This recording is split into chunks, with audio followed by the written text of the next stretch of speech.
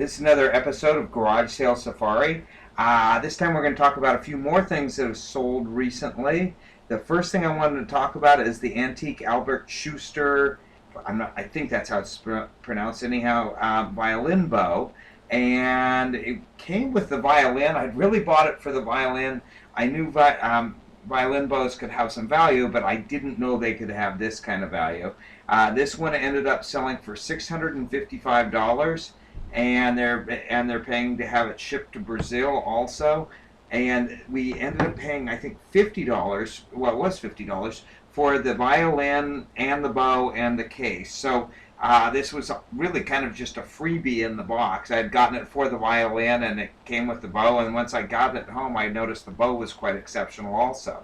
So anyhow, that one was a hell of a profit. I put the value on it of what we paid for it as 15 just to be safe, and then put the 35 on the violin.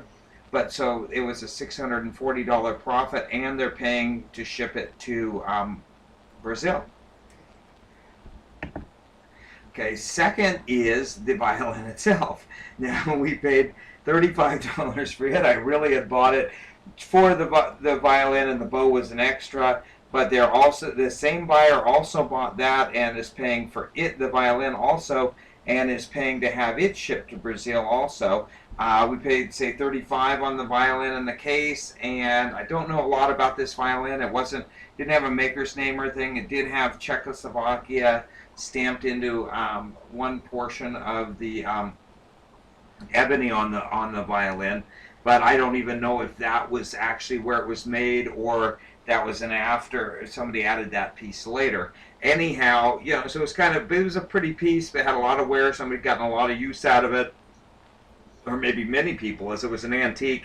And anyhow, good profit, over 10 times our money on it. And as I say, the other piece too. So between the two, we got over $1,000, and we paid $50.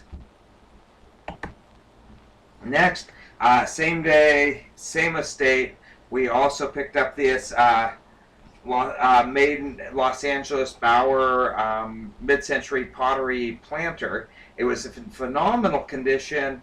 The only thing really holding this back on price would have been the size and weight. Really a good-looking piece, excellent condition. Looked like it was brand new, really.